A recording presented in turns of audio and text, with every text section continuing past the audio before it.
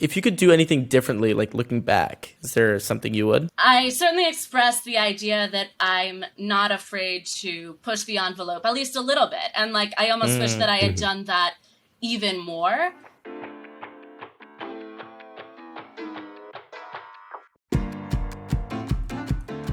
Hey everyone, we're a growing podcast. Every like and subscribe means the world, so hit that.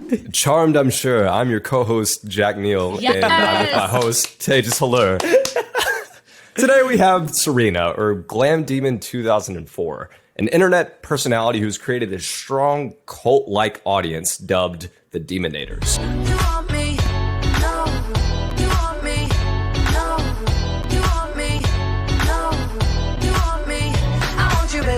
Following across TikTok, Instagram, and her podcast, Let Me Ruin Your Life. She recently dropped out of college, I feel that, and is a full-time creator. What do I do?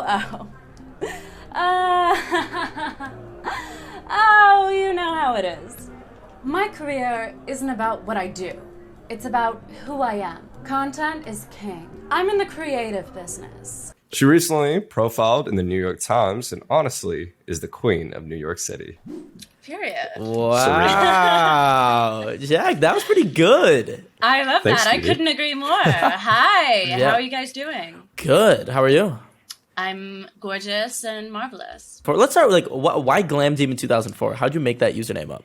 Yeah, so I made it up before I was even like posting on the internet seriously, just because I was like, I want something that's not just my name. And I was like, okay, well, I'm like glamorous. I don't know, I just like Right. the sound of demon. I like, maybe I'm a demon fan. And 2004, I just think was like the best year of pop culture. So I just like put those things together. And now sometimes people think I'm 16. Why 2004? 2004, everything happened in 2004. Mean Girls came out, 13 Going on 30 came out, Prime of Paris Hilton, just like great year. Welcome, Serena, to the 25 Months podcast. This podcast is around a fact that Jack and I found that said that the average content creator's career span is around 25 months. And so we're here to talk with creators to see how we can ensure longevity with you past that 2-year mark, assuming you want to be a creator. I want to create in many aspects. I like that. I don't know how. Okay. I don't want my career to be like super based on the internet for the entirety of it, but I want to use the internet as a tool. When did you start considering yourself a creator? I don't know. I feel like I was in denial for a bit. So I started making TikToks like at the beginning of quarantine. I was living in an illegal 9-bedroom apartment in Tribeca in a windowless room. And I was just like driving myself insane because I was used to like, you know, I was a fashion student. I was used to going out all the time. I had no idea what to do and I was just trapped inside of that apartment all day. So I started posting on TikTok, just like talking, basically what I do now. And I like started getting followers pretty fast around the spring, like April, May. Ooh. And I guess around then it was just like things happened really fast. And I was like, okay, I guess that this is what I'm doing now. It was never really my plan, but I was like I would be foolish to pass the opportunities up that I could get from this. For sure. The fact that you just realized that too is such a big up. I know so many people who like, they've blown up on TikTok. They have like 800,000 followers and they're like, whatever. Like, what can I do with this? Like, it's like, yo, it's still 800,000 people that view. Like, click the follow button on your profile. Yeah, it's I very know a guy with like surprising I was going to say, I know a guy with like 5 million subscribers on YouTube, and he was like, yeah, this is like my side job. I was like, What's his main like, job? what are you doing? I should have asked him, you know? Give me that check. Why did you go on there and start to decide? You said you were talking. Like, what was the topics you were talking about? How did you like figure out what you were going to do? Well, I originally downloaded the app. I didn't download it until probably like February 2020 because like I'm an adult. Oh, wow. And so the only reason I downloaded it was never to make content, but I saw a bunch of like commentary YouTubers and people like that making videos just about all the cringy sides of TikToks and like the e-boys and the POVs, and I was like, I want to see that. That looks horrible. I just wanted to like watch it and cringe, and then I stumbled upon, just like occasionally I would find a video I actually liked, and I was like, oh, this is a place that you can create good content sometimes. So I started just, I don't even know what I was talking about. I was talking about like a little bit of fashion and dating. Mm-hmm. I mean, I remember I was like quarantining at a friend's apartment for a couple weeks, and she had like a window that faced a bunch of buildings near her, and there was this guy who would go up on the roof and like take calls and pace back and forth. And I thought it would be funny. I did like a whole series of me just like selfie mode with him in the background being like, my new boyfriend, oh my god, he came out on the roof again and he's wearing short sleeves to impress me. Like clearly just trying to entertain myself. Yeah. It was a lot of that at the beginning. Gotcha. Okay, so it's entertaining. So it's what you found entertaining. Yeah. You're like, fuck it, let's just post it on TikTok. Yeah. I remember at one point I probably got like 10,000 followers pretty quickly, and I made just like an apology video just for nothing. If anything I have said has been hurtful to you or some community that you're a part of, I'm so sorry. I didn't realize that it would be taken that way. I didn't know what those words meant at the time, and I really wasn't as aware as I am now 2 weeks later. But I wanted to know what people would think and how they would react if I was just like, I'm so sorry to have let all of you down. This is not the type of person I am. And when there was no scandal, and all the comments were just kind of like, what did she do? Can someone link me? And I thought that was funny. So was there one video or series in particular that like blew you up and like took you off? I feel like there were a few. I think one of the first ones that I remember going viral and getting like 500,000 likes, because I would talk about dating a lot, and one of the videos I made was like, ladies, don't forget the concept that you're supposed to like cook and clean for your man came from a time when guys would like, I don't know, like pay for your lifestyle and then go off to war and die. And unfortunately, they're not keeping up their end of the bargain on that one. So it's time to stop treating them so well. And it was very that. So that got really popular. I think I've read through a lot of your comments, and I think a big question in the air is this satire? Is this any tongue-in-cheek? Is this like double entendre? Like how much of it is real? Is it all real? That's a $1 million question. I always just say it's somewhere in between.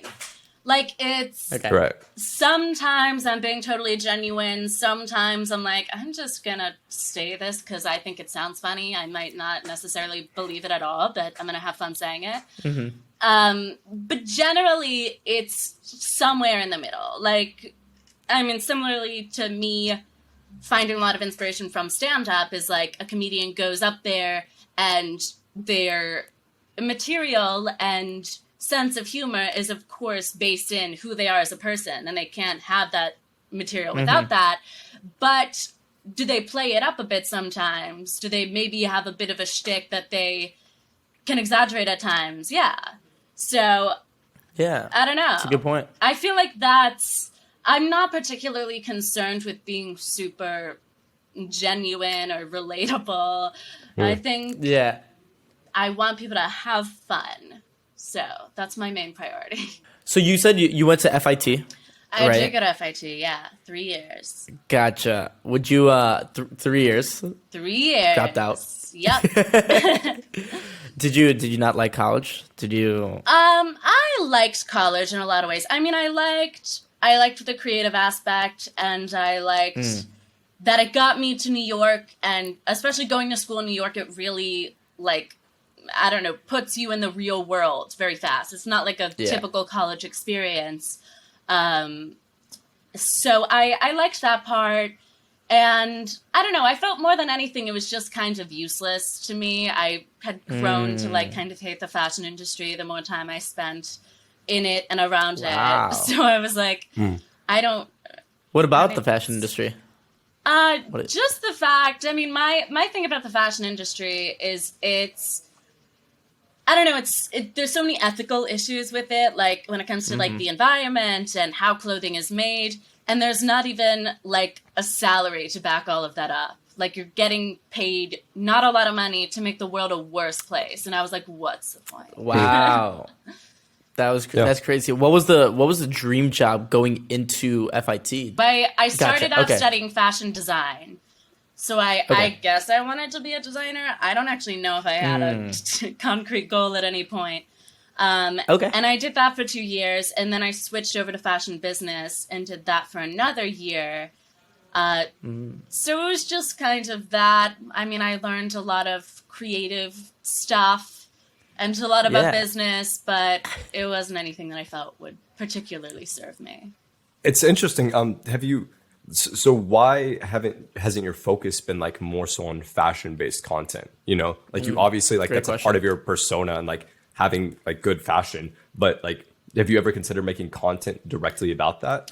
Have you tried that before? Yeah, I mean, I make some content directly about fashion, but I feel like the more I went on studying it, the more I realized that my attraction to fashion was the same reason that I was attracted to comedy, which is like, I just liked the idea of kind of being outrageous and being able to get away with it.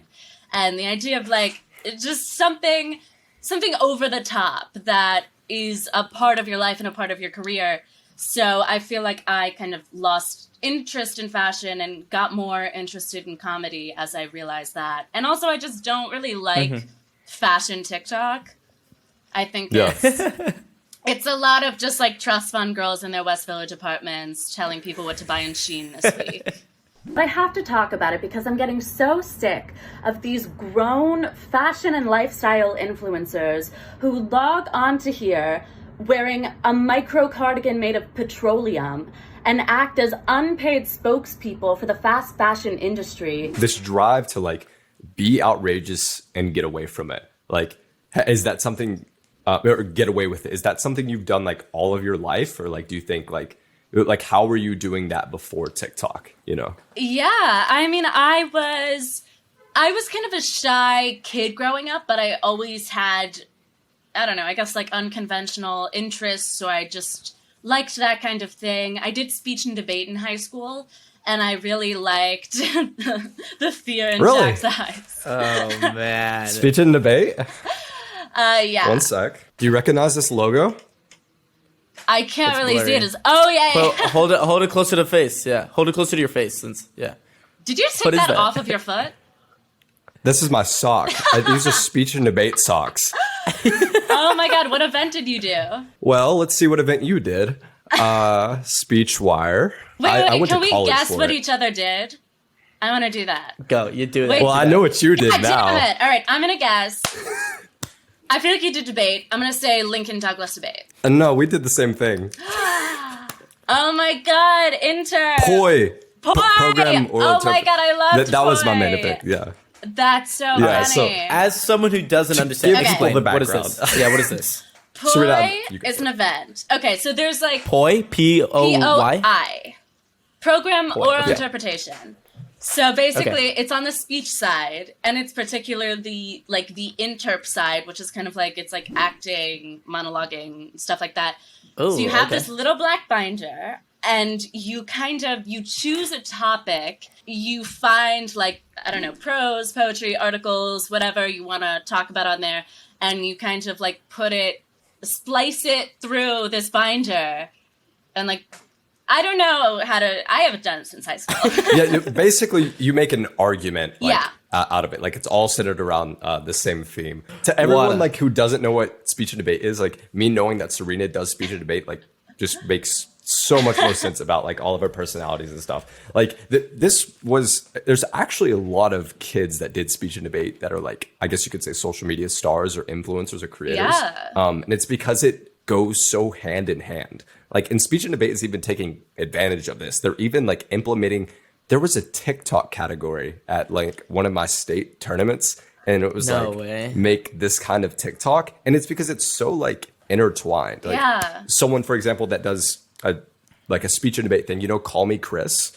She's like the girl with like all the voices and all the characters. it's like so similar to like what people are doing in speech and debate. But so you would accredit like a lot of your like personality and like acting and like TikTok to that, you'd say? Yeah, kind of. I mean, I liked just generally because it was a very, you know, kind of buttoned up activity to be doing in high school. So I liked seeing what I could get away with there and seeing like, okay, if I think at one time I like did or I wanted to do a dramatic interp thing from Holly Madison's book about like being a Playboy bunny. And it was just like, you know, it was that's like so good. North Carolina. So That's really good. I got a lot of points deducted for various things I did. That's okay. That makes a lot more sense because one thing I like to say too is like for just be like even creators coming on, it's like what can you leverage that people want? And like one thing that you have, Serena, is just like the way you're so confident in talking, and even just the way you deliver what you're saying is so interesting. That's obviously what drives your videos, right? Like you're not throwing hundreds of edits in your video. You're not throwing you don't even throw captions, do you? Sometimes. I mean, like you're talking into the camera, which like I'd say objectively, like on a very surface level, like it's not like what do you concentrate on? I'm like interested in when you're thinking like you have this idea, right? Let's just say what's a recent idea that you've done? Even the apology video, right? Like let's just take that one, right? What do you concentrate on when making a TikTok? Like, are you concentrating on making a hook or this, or are you just like, here's an idea I have, let's throw it in? I don't really concentrate on anything. In general, I just am like, is this a video that I would enjoy? And I kind of, I don't strategize too much because my content varies so much. Like there isn't really a theme other than just like my personality. So it's very hard to say like, this is what made this video do well and this video do badly because they're two different topics, two different concepts. But yeah, I mean, I did a bit of like stand up before the pandemic, and I feel like that's generally my process of just kind of finding something and seeing some humor in it and being like, okay, how can I expand this to a video? How can I like figure out a way to make this tiny little thought into something that's like 15, 30, 60 seconds? Interesting. So even in stand up, I always thought like, it's pretty crafted, right? Isn't stand-up basically like build, punchline? Or at least the base of every joke. So you're not even thinking of like, how can I do that? I think it's so subconscious in your head how to make like a good almost story inside of a joke. Thank you. That's crazy. I mean, I think it's also affected by like I watch a lot of comedy, and the comedians I like definitely affect me in terms of joke structure or just why their comedy works, whether it's kind of their whole shtick or just great joke writing. I mean, just to get really like kind of insider baseball questions with this, your strategy is, all right, what entertains me, right? Let me try making that into a video, right? You don't really think about the structure of let me give you an example. Like Jack, if he like a video idea, let's just take your blood curdling facts, right? Like that's probably one of your most popular series. When he has that idea, what you're thinking of what that first millisecond looks like, what the first 3 seconds looks like, why people are going to stay until the end of the video because watch time retention is so important on these platforms, right? Like I've seen people on both sides of that spectrum of like, all right, on one end, there is that, and the other end, it's like, nah, I don't really care. Like Dylan LeMay, for example, right? He's just like, I'm making a slushie, let me talk about the slushie I'm making. So where would you fit on that? Like you're completely don't care? Kind of, yeah. I don't care about any of that, any of just like the smaller logistic things. Like I never had great video quality or, well, it's better now because I got a new iPhone because I dropped my last one in the bathtub. So, shout out. Yeah, so I feel like I don't think about that type of stuff or like, you know, my videos don't loop, obviously. Not really editing it too much. But I do think, I guess, more broadly about why someone would enjoy the type of content I'm making. Like, one of the last videos I did, maybe the last video I did, was I had people send me their dating profiles, and I just kind of, like, green screened it and, like, roasted them, and I was like, okay, this is why you're single. Like, this is what's wrong with you, just based on the screenshot. And like, I wasn't really. Can we do that live with I was Jack? going to say, can we do that little segment for Tejas? I would love to. No, for I don't both have. of I you. don't have a dating profile, but Jack, you should. Oh my god. Okay, for sure. Wait, do Tinders have bios, or is it really just pictures? They should have bios. Jack. Mine says in Miami for the week. Yeah, we'll go pictures first, and then we'll figure out the Okay, bio wait. later. Because first of all, his job description is creator. Okay. I maybe wouldn't lead with that. It's like saying like CEO. Yeah, or entrepreneur. Entrepreneur. Yeah. It's the same thing. It's very Okay. that. So we're starting Good off idea. with a selfie. Okay, I We're don't really really doing believe, a personal belief, I don't believe in selfies on dating profiles. I feel Why like so? from my perspective, it makes you look crazy. Right. Okay. Word. Do you think? All right. Do you think Jack right now looks like his this first picture? Do you think it's like? Is it? I'd say the skin tones are a little off. Yeah. I would say, if anything, that's an unflattering picture. Wait, the one on the really? Yeah, it's like weirdly colored. Oh, God. Swipe a left. personality pic. This is like, I don't know. I feel like this would be better if you had like a joke in your bio, because this is just like, look, I'm quirky, but like this is still high quality, and I cut my e-boy hair in it, so like I'm not that quirky. Don't get it twisted. I'm still in Miami this week. Serena, question. What are your thoughts on perms? On perms? I don't know. Yeah, on boys. No, Is that okay. a thing? She has a very. Jack, do you have a perm? Let's just say, I don't not have a perm. Oh my god. Is that like the e-boy Yeah, I forget. secret? Yeah, 100%. That's everyone. Everyone. Like not me. That's crazy. No. You gotta take a picture of yourself next to the ugly friend to make yourself look better. Yeah. Wow. Yeah, so Hollywood, This Jack. is like, So Hollywood. you guys look like you have like a real estate show on a streaming platform that no one's heard of. You guys are like the property, Paramount Plus, Yeah, you're Peacock. the property brothers of Peacock. That's like kind of what we were going for, though. With that. But it's working, fair. yeah. This All right, next picture. Trigger warning. Is this before or after the perm? After. Love. I've had it for a while. Serena. Oh. That's such a For like e-boy, fuckboy picture. fair. Yeah. That's so like, there should be a chain in that. Oh, don't worry. He's got him. Oh my God, there's so many. Oh, that's a nice picture. I knew she'd like this one. Yeah, that's like, because Why? it's not, it's like a good quality, but it's not too like LinkedIn picture because it has the euphoria lighting. Okay. It's like I'm on Love LinkedIn, that. but I also do Molly. That's the vibe you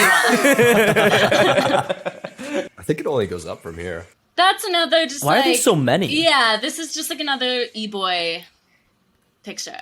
That's also a fine. I mean, I feel like you gotta... Mix it up Yeah, or like cut a few out. a little. There's another one. Where are you? The pier. The Santa Monica Pier. Okay. Okay. I mean, it's like sure. I don't know. I'm not. This is so like young person. I know I'm a year She's older than indifferent. you, but still, it's like I can't even relate to this. I feel like we need an example from Serena of a good Tinder profile, but like I know we can't get one on spot, but that's something Oh my I'm god, now we'll see very in interested in. my upcoming series. Oh, that's cool. That's cool. So rate this profile. Okay. Rate this profile out of 3, so you Out don't of crush 3? my feeling. Oh, good. Then like 2. Okay. My advice. I needed that. My advice is add a real bio and take a few of the pictures out. Question for you, Serena. Yes. How do you make money as a creator? Yeah, it's very sporadic right now. I feel like there's right now is very like trying to like talking to potential managers and like looking through contracts and figuring out where I really want to go with that. But I mean, I of course originally started with just like brand deals, and then what was kind of a surprising source of income for me that I didn't know was really a thing was a lot of brands would ask to license my sounds for like a campaign that they did. So like this past month, a brand asked me to use one of my sounds for a month.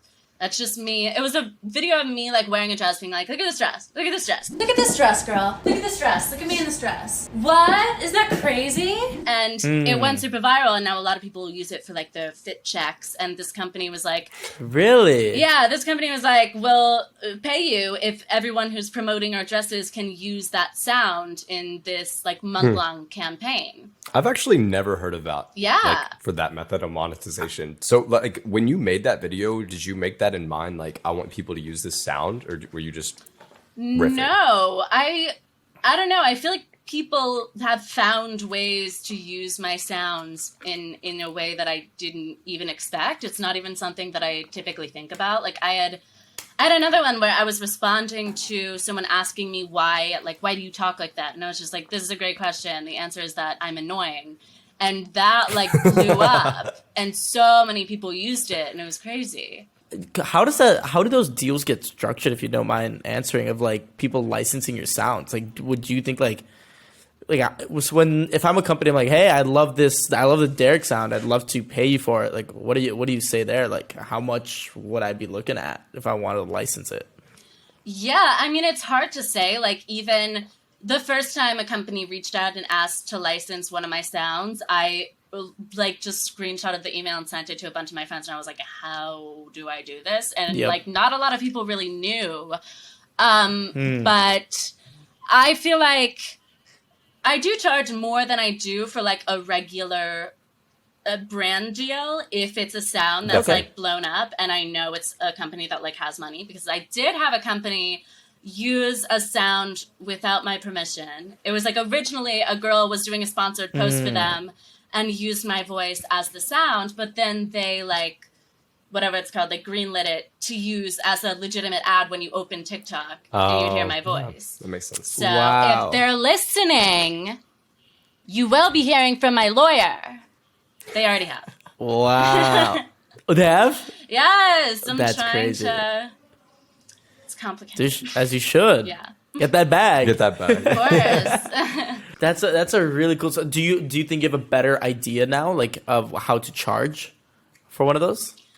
I mean, or is it still like I have no clue? It is hard, and it's also like it's different than a brand deal, because as much as like I do charge more than I do for a regular brand deal, it's also like I probably do have more wiggle room, because it's like, what am I actually, physically doing work-wise, aside from signing this? Like, it's just the rights. And if I'm like, I want money right now and I don't want to do that much to get it. I love it. Don't have to do much. Okay, gotcha. Done. Interesting. I wonder where you do go at and get like information about that. Like, is that something I'm wondering if like even a manager or an agent would know? That's like a TikTok specific industry. Yeah. Yeah. It's so new. And it's like, but what else? So that's a good bit of revenue for you? Yes. Those licensed ones you said, that's how many brand deals do you take? Do you take a good bit? A few. I mean, it has to be a company that like I'm of course like comfortable promoting, and also a company that I feel like I can make a video for them that is good content even as a brand deal, or like even as a regular video outside of a brand deal. Like, I want it to be something that people can look at and like enjoy outside of that. So I love doing ads for like dating apps, because you can really play with that. And I had one where like it was like POV, you're on an Iris date with me. Like, it was sponsored by the dating app Iris, and I just kind of got to like, I don't know, do like a funny little That's cool. POV video, but it was not. Yeah. So you wouldn't take like a Bang Energy brand deal? Honestly, I probably would, just based on the amount of caffeine I consume. It's but their brand deals are weird. I also feel like just because like the way you've kind of structured your videos, like for example, do you know who Joe Bartolozzi is? No. On TikTok? He's a guy that like yells at the camera. He does react content. So people would send him a video, right? It's like a 5-minute craft. Something like it's like a stupid like a dumb skit. He like films at a low angle. Yes. Okay, all right, got it. Yeah, with the white beanie. Yeah, right, him. And he had a brand deal with like an LED strip company, like someone who's doing LED lights. And I remember that this was so funny because he's like, guys, I'm doing a brand deal. And like he was very just like upfront about it. He's like, I can't say the name of like no, like some stuff. Like he was just, I don't know, like meta, I guess, about it. And I feel like you could do the same, like almost accept a brand deal of anyone. And because you have a comedic, like, I would want to watch you take one of those, just like, you know how Bang Energy makes you put like Bang in the like. I think that'd be so funny. How it's very satirical how you like promote it. It'd be fun to see. That would be amazing. I could see that too. You remember that episode of iCarly where they have to promote those shoes that like set on fire, and they were like, "Oh, this is great for like a campfire." I hate when people ask me that because I never watch those shows and I feel so bad. You didn't watch iCarly? I do know. I don't. Like whenever people give me, I'm just like, oh yeah. When I was a kid, like Arthur. Okay. Right. Work. Yeah. Yeah. You're like so much judgment just came up both of your faces. That's so funny. But okay. So would you say you're financially stable enough through what you're getting on TikTok? Yeah. I mean, I don't really think about it because I have like savings, and I'm also like, I'm building on things more so long term, and I prefer that over just doing brand deals that might make people kind of lose respect or interest in me and make me less money in the long run. I'd rather kind of make videos that get me written about, first of all. Number one priority. Love being written about. It's my favorite hobby. Or get like managers, agents, those types of people interested in me, make people want to get on my podcast or to get me on theirs. Like, that's my main priority. Well, let's talk about that. Let's talk about the writing about. So what have been some of your experiences? I mean, we talked about earlier, you've been like featured in the New York Times. You've been featured in Fox News. Like, what have been some of the things there? Have you been emailed directly by like reporters? Like, what's that been like? Yeah, I mean, it started. I got contacted by journalists pretty early into doing TikTok because I don't know, just like the trends that I was kind of participating in. There was that one thing where like Gen Z would make fun of millennials, and I had a lot of reporters reach out to me for that, to do like interviews about that. So that was kind of my first experience. And from then it was more like, I don't know, I guess it was just like kind of that, like reporters who talk about social media and who talk about Gen Z and TikTok culture, wanting to get an inside look from my perspective. And then more recently, it's been like the New York Times, The Cut, maybe more stuff coming up that just are kind of getting into who I am as a person and like, what is it like to spend time with her as a creator, which I think is like a really interesting thing. That must be like such a high, like seeing a New York Times article about you. God. That's so nuts. It was insane. I can't imagine. And like going to you must, a newsstand that I've never done in my life. And picking it up. Wow. Yeah. Have you applied for like verification? No, I haven't. It seems you have a good bit of press. Oh, yeah? Is that like the main? I hear so many different things about verification. Is press the main thing? For Instagram, yeah. Okay. I think TikTok now too, no? What is it for TikTok? I don't know. TikTok's very confidential. I've heard, this is, Jack, actually, I don't think I've talked to you about this, but like a couple of my friends who are verified, they used to be like, hey, you really just had to message this one TikTok creator back in the day. I think, I don't know. Yes, it's Meatball. Meatball, I was the one that put everyone on that. So Meatball was my friend, and he reached out to me. He's like, can you get me in contact with some of the big creators? So like we got everyone verified. We started with Matthew Bowling, who is the high schooler who ran the 100-meter dash in under 10 seconds. because I was like doing him a favor. And then he was like, yeah, just put me in contact with everyone. And then eventually TikTok like made the restrictions so strict. Yeah. And then I got unverified. But that's another story. Oh. Yeah, I have heard that Instagram has been like more loose with it. I think because they don't want people moving to TikTok. So they want to like give, because I had a friend who told me recently to apply, because he's a male model who's been modeling for like a decade. And like even his agency couldn't get him verified, but he had followers on TikTok and it was being written about, and applied recently and got it like right away. So I probably should apply. Yeah, they changed their verification process. That's how Milad and Dylan both just got verified too. So it's interesting. Yeah, I mean, like I really do think it's kind of subjective when it comes to these things. Well, I mean, it's the press that you have. I don't know. You can get verified. You can get that blue check. That's pretty crazy. But would you, if you could do anything differently, like looking back, it's like since you started creating TikTok, is there something you would? I think I was talking about this actually yesterday. I was on Gabby Dunn's Bad with Money podcast, and she was talking about kind of like cancel culture and how it affects money, whether that be like for creators who are making money and might have things pulled away from them, or like the sites who are incentivizing cancel culture because it's getting them more engagement.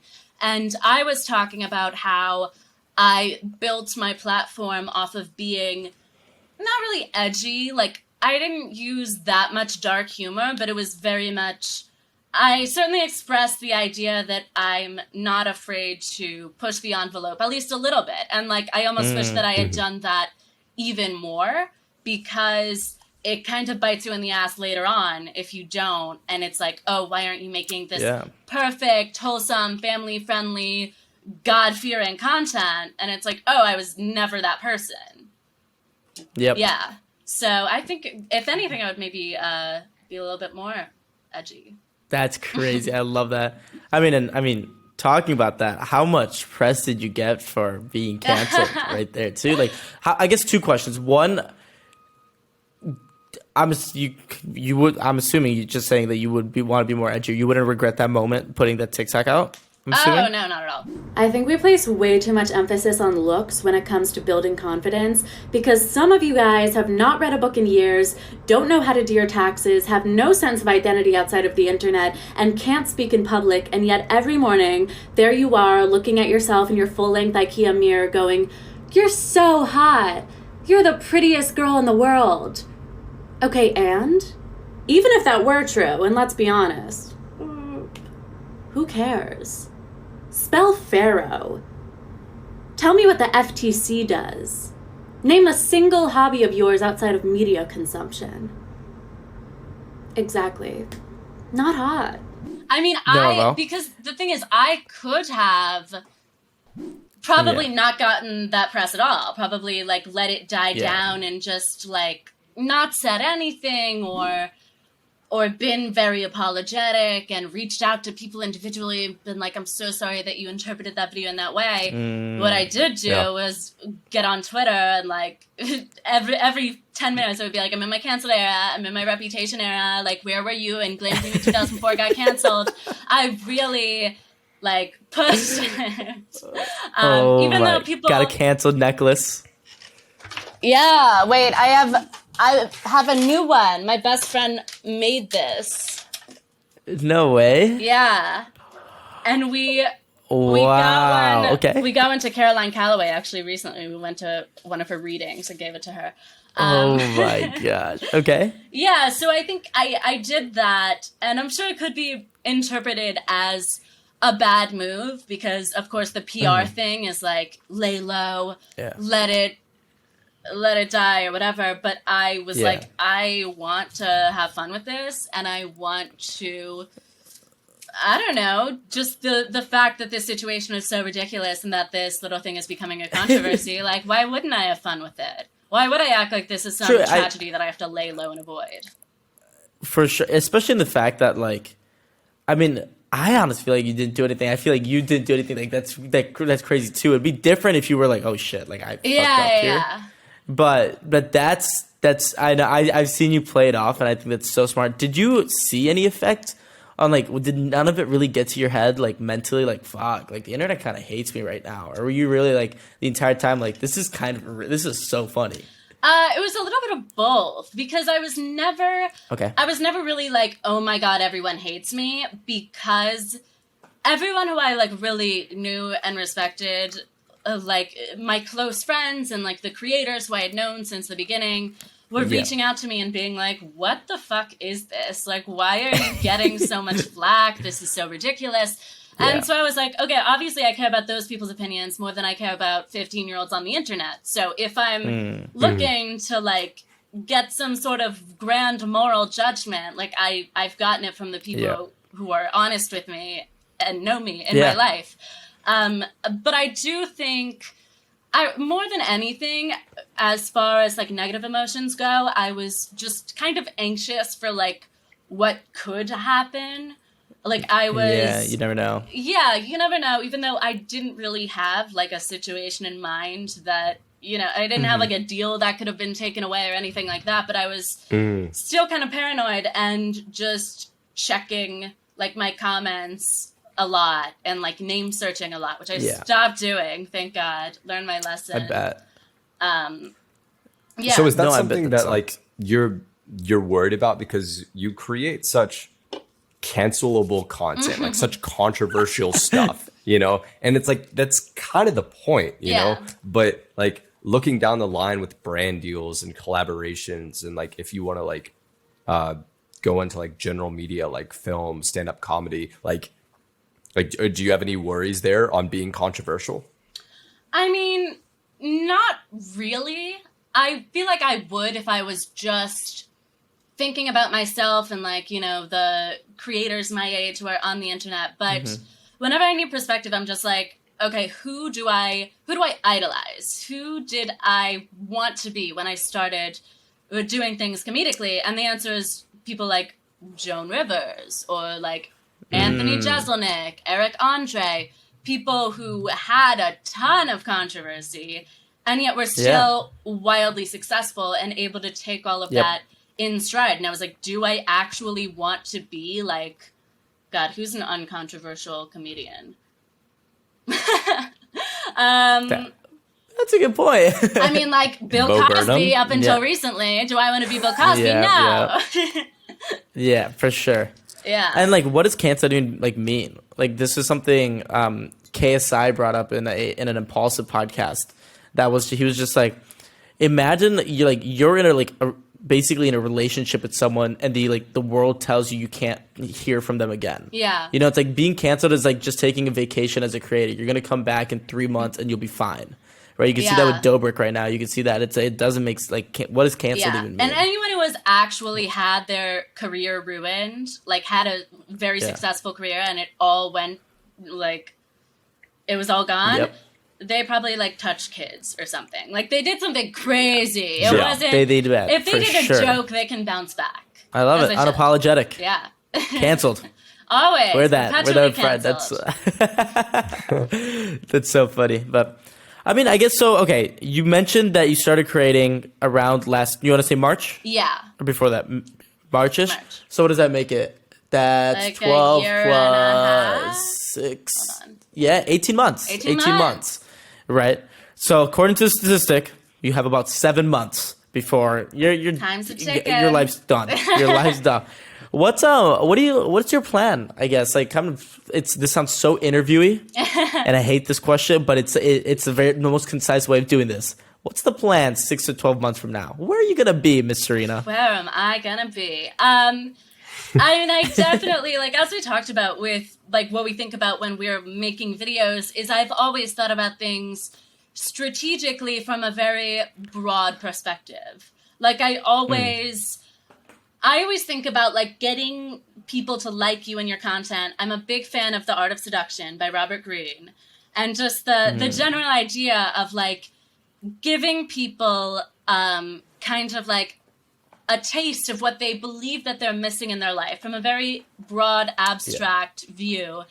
and having that be your value as a creator or as like a, I don't know, seductress, whatever it is, it can be applied to many concepts. So I feel like more than anything above like, okay, I want to do like a TV show, I want to write a book, which are both things that I do have as goals. My main goal is like over what I want to do, who do I want to be? How do I want people to remember me? And how do I want to create value so that they're going to want to keep seeing my face, whether or not I'm still making that series that they like, whether or not I'm still working with that creator that they like, or like participating in that trend. So I feel like my goal and who I wanted to be was just to, I don't know, bring kind of like hedonism back. Like that was what I always talked about, was like dating and partying and okay, gotcha. Yeah, and that kind of stuff, and not just being like, okay,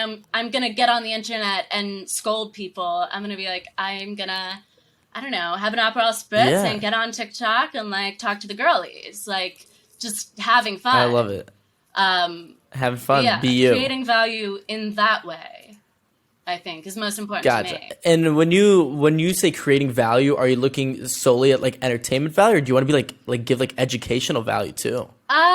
I guess like a little bit of both.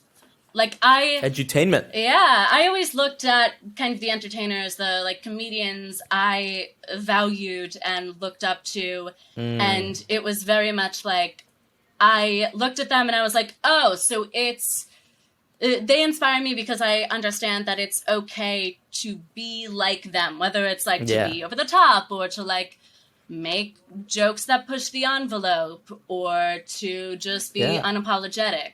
And that's what kept They've created that own legacy for it. Yeah, like creating a legacy like that so that the specifics of what you're doing aren't as important. For sure. This is I think this is a topic Jack and I talk about a lot too.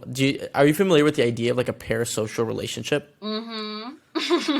Yeah. I mean, like that's something I think you're creating so strongly too, right? And it's proven just like the format, like from the format of your content, right? People aren't watching you for the edits, right? They're literally watching you for what you have to say about certain topics, right? And it's not that, for example, you're quote unquote the best at the topic. I just want to hear what Glamdemon2004 has to say about this Tinder profile.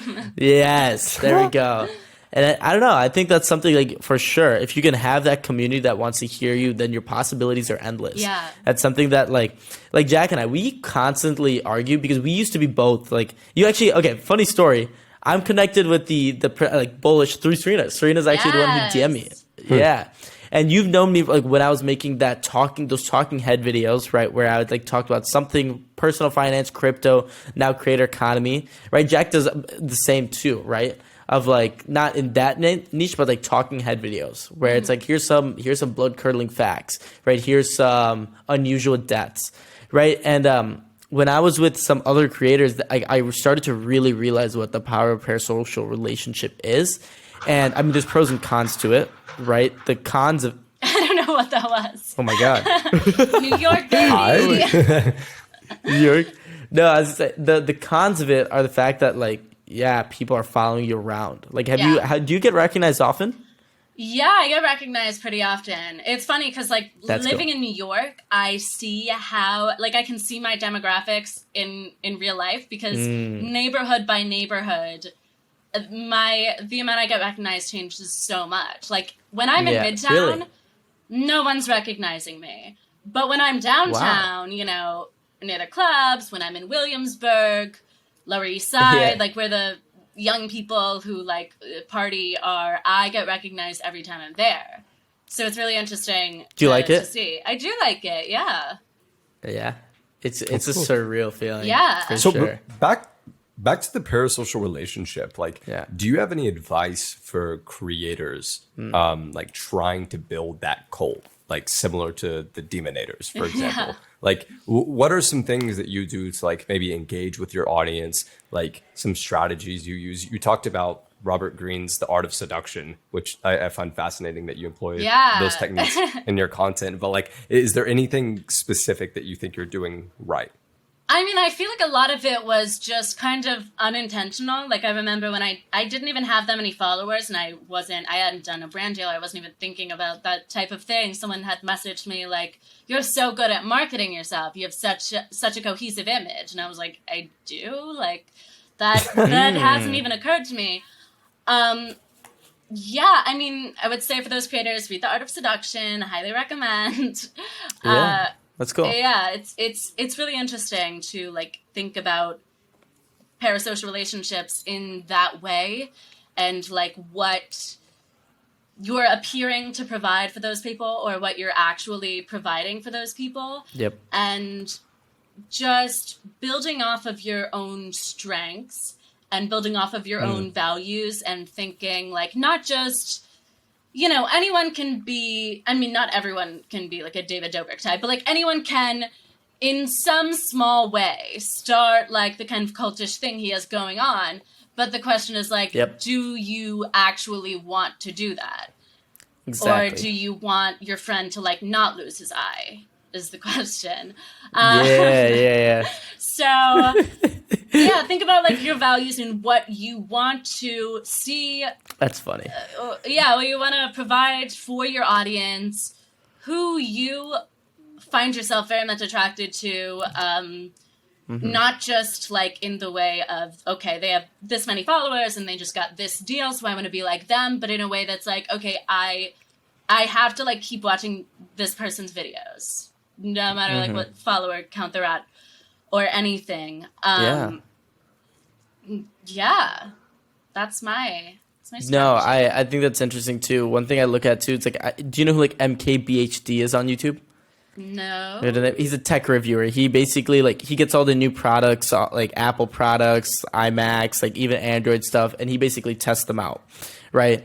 And for me, it's like I don't really have a parasocial relationship with him in a sense of like I'm not like wondering who the guy's dating, or wondering like what he does in his free time. I like go to his content strictly for that. And right, it's such like a different. Those are two paths. One, like I go to certain creators because I'm like, I wonder what they're doing today. Yeah, you know, like that's it. And there's also the other side of like I'm going strictly for the ideas. So it's cool. It's cool to kind of just label those out because there is no precedent with how to create. There's like you can do anything you want, but that's interesting. I like how not this is gonna sound bad, but like unspecific you are with your future, but you're also very guided. Yeah. As well, right? You're like, I want to create value. I want to be me. Whatever. Like I have some materialistic accolades I want. Like you said, you want to create your own movie. You want to write your own book too. You said? I want to write a book. Yeah. Yeah, but also just be you. I love it. Thank you. So, well, Serena, this was awesome. Yes, thank you so much for having us. It's crazy to meet another forensicator, speech and debater, a survivor. Talk about cults. Speech and debate. I feel like a little bit to get like a 16-year-old to wake up at 6 a.m. every Saturday. I'm like, how did I do that? I have no idea. I love it. All right, Serena, where can people find you? You can find me on TikTok, Twitter, Instagram at Glamdemon2004, and you can also check out my podcast, Let Me Ruin Your Life, on whatever podcast streaming platform you think is most gorgeous.